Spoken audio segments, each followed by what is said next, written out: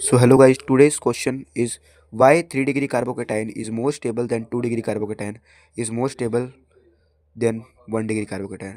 So question हमारा ये है कि 3 डिग्री का जो कार्बोकेटाइन होता है, तो 3 डिग्री का कार्बोकेटाइन होता क्या है? 3 डिग्री का कार्बोकेटाइन होता है कि कार्बन के पॉजिटिव चार्ज के 3 वैलेंसी कार्बन पूरी करे, तो उसको कहेंगे हम 3 डिग्री कार्बोकेटाइन। अगर जब कार्बन के पॉजिटिव चार्ज कार्बन की वैलेंसी अगर जब 2 कार्बन पूरी करे तो हम उसको कहेंगे 2 डिग्री कार्बोकेटाइन। 2 कार्बन कैसे? कार्बन की वैलेंसी तो 4 होती है क्योंकि बाकी 2 हाइड्रोजन हो सकती है, कार्बन होना नेसेसरी है। और 1 डिग्री कार्बोकेटाइन क्या होता है? 1 डिग्री कार्बोकेटाइन का मतलब है कि एक पॉजिटिव कार्बन की जो वैलेंसी है वो कौन करे? एक ही कार्बन पूरी करे, तो उसको हम कहेंगे 1 डिग्री कार्बोकेटाइन।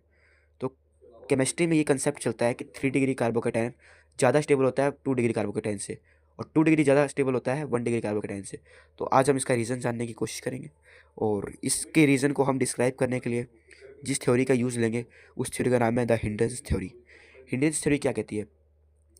तो उसके हिसाब से कि कोई भी न्यूक्लियोफाइल है, यानी कि जो नेगेटिव चार्ज है, यानी कि जो न्यूक्लियस वाले चार्ज से पसंद करता है, यानी कि पॉजिटिव चार्ज को पसंद करता है, वो अगर जब 3 डिग्री कार्बोकेटाइन के पास जाएगा ना, तो एक्चुअली में क्या है, तीनों कार्बन ने पॉजिटिव चार्ज कार्बन को, जो कि न्यूक्लियोफाइल का अटैकिंग सेंटर है, उसको हिंडर्ड कर रखा है, यानी कि उसको घेर रखा है एक जगह से। तो न्यूक्लियोफाइल आसानी से अटैक कर नहीं पाएगा। क्यों? क्योंकि हम इसमें एक तो ये पढ़ सकते हैं कि घेर रखा है, भीड़ है, भीड़ वाली जगह पे नहीं जाएगा। और दूसरी थ्योरी ये कहते हैं कि न्यूक्लियोफाइल को इन बॉन्ड इलेक्ट्रॉन्स का बहुत तगड़ा रिपल्शन लगेगा और वो आ ही नहीं पाएगा, और इसको मतलब कि हिला ही नहीं पाएगा, यानी कि इसको खींच नहीं पाएगा, अटैक नहीं कर पाएगा। और जो चीज़ खींचती नहीं है केमिस्ट्री में या अट्रैक्ट नहीं होती, इट मीन्स वो स्टेबल है, उसको किसी से मतलब नहीं है। अब इसमें देखा जाए तो इसके मुकाबले ना इसमें कम हिंड्रेंस है, तो इसका मतलब न्यूक्लियोफाइल आसानी से आएगा बिल्कुल। इसमें मान लीजिए 3 बॉन्ड इलेक्ट्रॉनों का रिपल्शन मिल रहा था, इसमें ओनली एंड ओनली 2 बॉन्ड्स इलेक्ट्रॉनों का रिपल्शन मिल रहा है। सो दिस रीज़न यहाँ पे न्यूक्लियोफाइल आसानी से अटैक करेगा, यानी कि इसको अट्रैक्ट या रिपेल कर पाएगा। अट्रैक्ट ही करेगा, रिपेल तो क्या करेगा?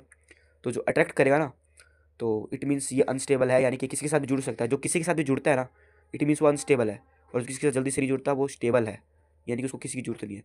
और इसमें देखिए हिंड्रेंस बिल्कुल कम है, तो इसलिए ये सबसे कम स्टेबल हुआ। इसके पास न्यूक्लियोफाइल बड़ी आसानी से आएगा, तो इसलिए हम कहते हैं केमिस्ट्री में कि 3 डिग्री कार्बोकेटाइन ज़्यादा स्टेबल होता है 2 डिग्री कार्बोकेटाइन से, और 2 डिग्री कार्बोकेटाइन ज़्यादा स्टेबल होता है 1 डिग्री कार्बोकेटाइन से। सो आज की वीडियो में बस इतना ही। Okay, bye bye.